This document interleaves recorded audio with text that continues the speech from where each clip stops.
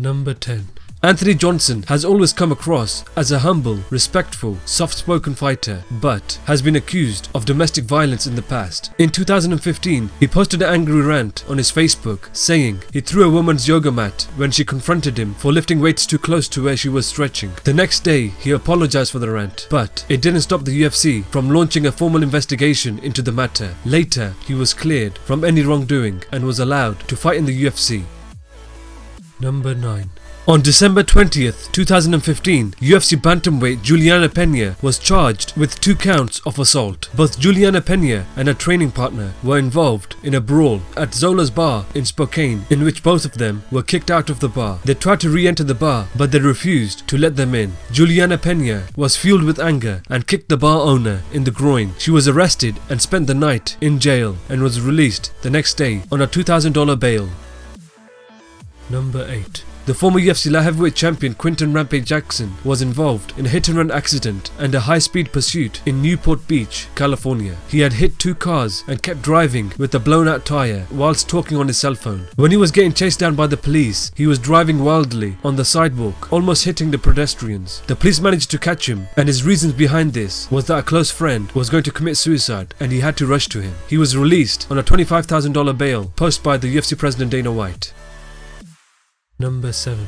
Jeremy Stephens was involved in an altercation where he allegedly nearly beat a man to death with one of his friends outside of a bar in Des Moines, Iowa. He was scheduled to face Eve Edwards in a 3-round lightweight bout at UFC on FX5. As he entered the state, he was arrested immediately and the fight was cancelled. Jeremy Stephens maintained his innocence throughout the process. Later, the felony charges were dropped in favour of a plea bargain, resulting in receiving time served and a fine for misdemeanor disorderly conduct.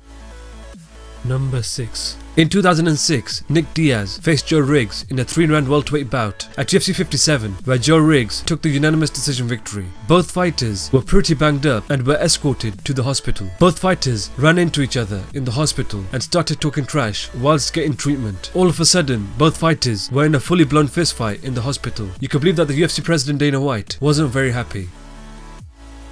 Number 5. Josh Barnett has had a rough career where he has tested positive for banned substances. When he defeated Bobby Hoffman at UFC 34, after the fight, he tested positive for banned substances and was given a warning by the Nevada State Athletic Commission. He would next defeat Randy Couture by TKO at UFC 36 and became the new UFC heavyweight champion of the world. He was later stripped of the title due to testing positive for steroids and was released from the UFC. Number 4. Anderson Silva was set to make his long-awaited return after he suffered a horrific leg injury against Chris Weidman at UFC 168. His comeback fight would be against Nick Diaz at UFC 183. After the 5 rounds, the unanimous decision victory was given to Anderson Silva. Later, it was found that Anderson Silva tested positive for steroids and Nick Diaz tested positive for marijuana. Both fighters received fines and were given suspensions. The fight itself was changed to a no contest. Number 3. The UFC had announced that Brock Lesnar will be making his return to the UFC and would be facing Mark Hunt at UFC 200. Leading up to the event, Mark Hunt mentioned that Brock Lesnar was juiced to the gills as he was given an exemption from early drug testing due to the short notice return. In the fight, Brock Lesnar used his superior wrestling to win by a unanimous decision. Later, it was found that Brock Lesnar tested positive for banned substances. He was given a 1-year suspension and a $250,000 fine by the Nevada State Athletic Commission. His unanimous decision victory was changed to a no contest. Number 2. Many believe that Jon Jones is the number 1 best pound-for-pound fighter ever, but along the way he has had his fair share of ups and downs in his UFC career. In 2012, he was arrested for driving under influence. He next tested positive for cocaine before his fight with Daniel Cormier at UFC 182. In 2015, he was involved in a hit-and-run accident where he was stripped of his UFC light heavyweight title and was suspended indefinitely. He successfully defeated Ovin St. Preux in his comeback fight at UFC 197, winning the interim UFC light heavyweight title. He was next scheduled to face Daniel Cormier in a title unification bout at UFC 200. Just 2 days before the event, Jon Jones was removed from the card due to testing positive for a banned substance. Jon Jones is currently suspended for a year and will be eligible to fight in the summer of 2017. Number 1.